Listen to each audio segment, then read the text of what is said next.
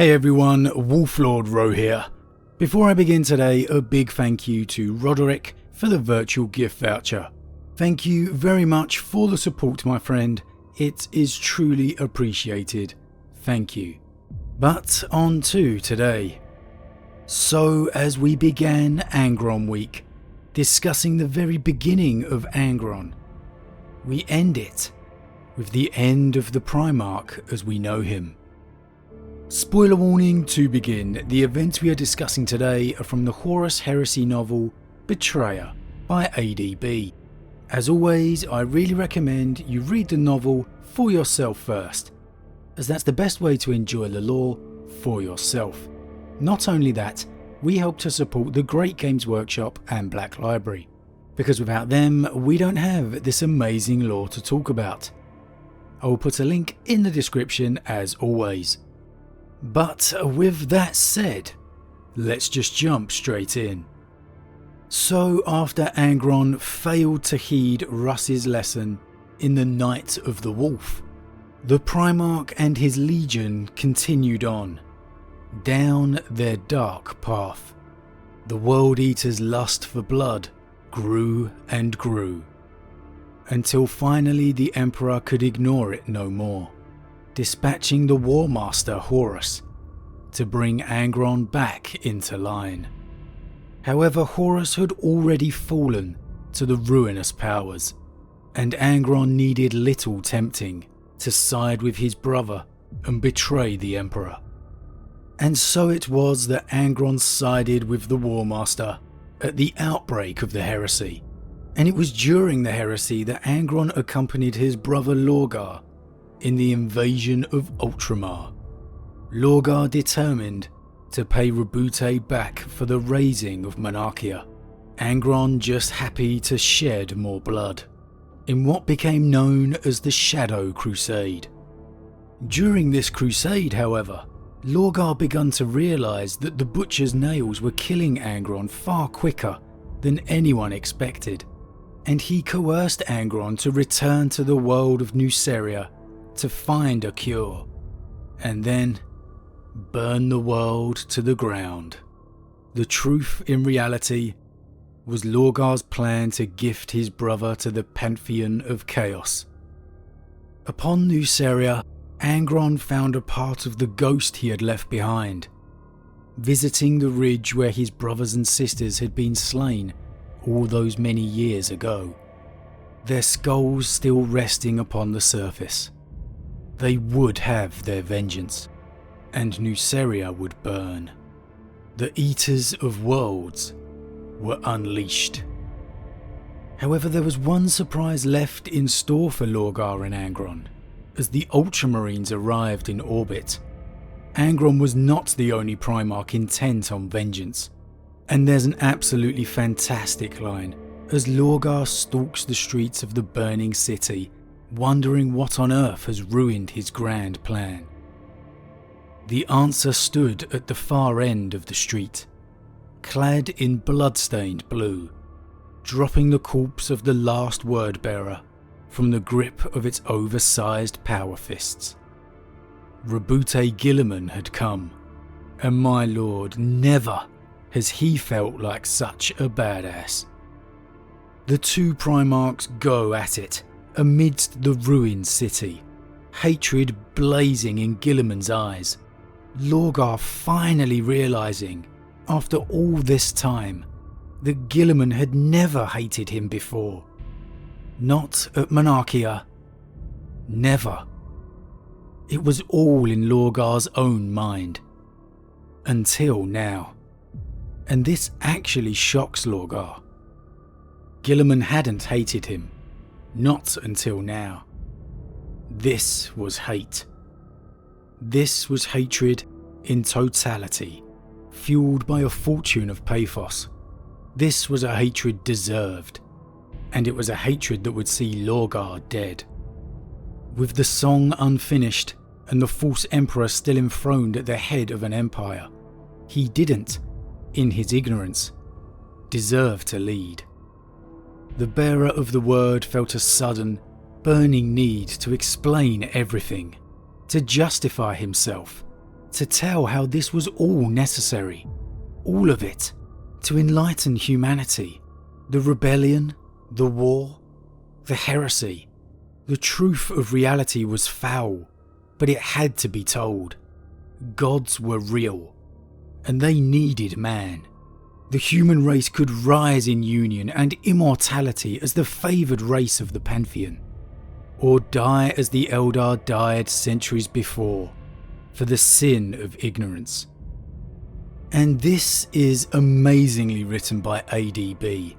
Here, you can feel Guilliman's anger just pouring off the page, venting his fury in each swing of his power fists as he reels off the names of each world they've massacred, thundering a devastating blow into the horizon's midriff, breaking bones and tearing organs alike. Lorgar countering with his maul, cracking into the side of Guilliman's head, blood bursting from the impact. And as the two Primarchs stand apart, Angron arrives. Bursting through the Ultramarines' lines, covered in blood, armour shattered. Angron looks every part the god of war.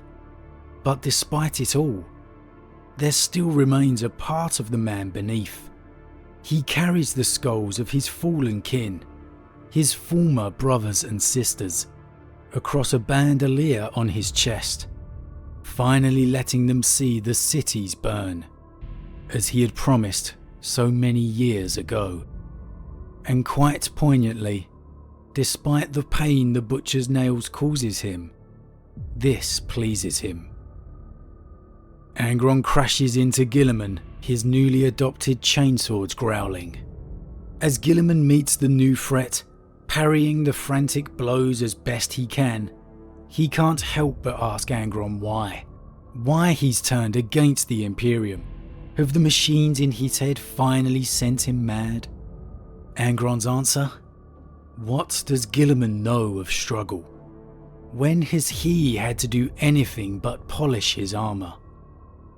Childish, Guilliman sighed, gesturing to the burning, dying city. Does it really come down to this? So pitiably childish. Childish. The people of your world named you Great One. The people of mine called me Slave. Angron stepped closer, chainswords revving harder. Which one of us landed on a paradise of civilization to be raised by a foster father, Roboute? Which one was given armies to lead after training halls of the Macragian High Riders? Which one of us inherited a strong, cultured kingdom? And which one of us had to rise up against a kingdom with nothing but a horde of starving slaves? Which one of us was a child enslaved on a world of monsters, with his brain cut up by carving knives? Now it's hard to argue against Angron's words here. Guilliman did get raised in a comparative paradise compared to him. And this is the world of Angron's suffering. I think there's at least a small part of all of us that can understand his desire for revenge here. A world and people that revelled in his life of suffering from the very beginning. However, I don't think Guilliman means this world literally. When saying this, he means the destruction of the Imperium, the massacring of its people. And in that sense, he is obviously right. Yes, Angron is a tortured soul, but to take it out on the people of Ultramar, to burn the 500 worlds out of what? Spite? Jealousy? Hatred of a tyrant? Does Angron even truly know? Or is anger all that can guide his judgments now, as the nails push him ever closer to death? Their battle continues, with Angron driving Guilliman onto the back foot, chiding him that he knows nothing of courage or honour. But Guilliman replies with a line that truly encapsulates the broken Primarch Angron's become. You're still a slave, Angron, enslaved by your past, blind to the future, too hateful to learn, too spiteful to prosper. Enslaved by his past, Angron's mind is ruled by Nuceria. Blind to the future, the promise of what the Imperium was to become. Too hateful to learn, he sees only the tyrant high riders in the Emperor. Too spiteful to prosper, a once proud legion now runs amok in madness. Butchered minds at the hands of their father, a legacy drowned in blood. How much is due to the mental scars of his life, or the butcher's nails in his head, is up to you to decide. But as Guilliman lands a blow across Angron's chest, he shatters the skulls hanging upon his brother's torso, crunching a piece beneath his feet as he steps back. Angron's cry of hurt and rage echoes out across the warp. He launches at Guilliman once more, blinded by fury. The crescendo has come. Chanting words of a language never uttered, Lorgar begins the ritual which will cast Angron for eternity to the one thing he hated more than anything else: slavery. Blood for the Blood God.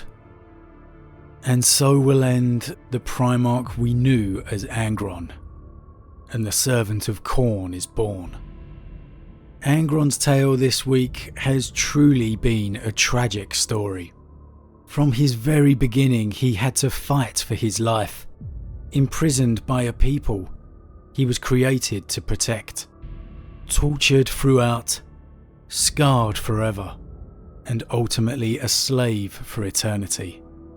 I don't think there's a Primarch story who could be more tragic than Angron's, but I have to say, man, I have enjoyed diving into this character this week. So often overlooked. I hope I've opened a few people's eyes to the depth of character that Angron possessed. But as always, guys, what did you think? Was Lorgar right in his words to Guilliman? Or had he become too scarred and blinded by now? And Lorgar, sacrificing his brother to the Pantheon. A blessing in his mind, but I don't think Angron would truly feel the same. Shackled as a slave, the one thing he spent his life hating. As always, guys, drop your thoughts in the comments below. I love to read them. And I have to say, guys, if you've never read Betrayal, it is absolutely worth the read. A fantastic glimpse in the mind of Angron. A huge thank you to all my subscribers. Your support truly means a lot to me, it really does. And if you're new, please consider subscribing to help the channel grow. And if you enjoyed this particular vid, then why not drop a like on it too. But with that said, I am off, and I'll see you all again real soon.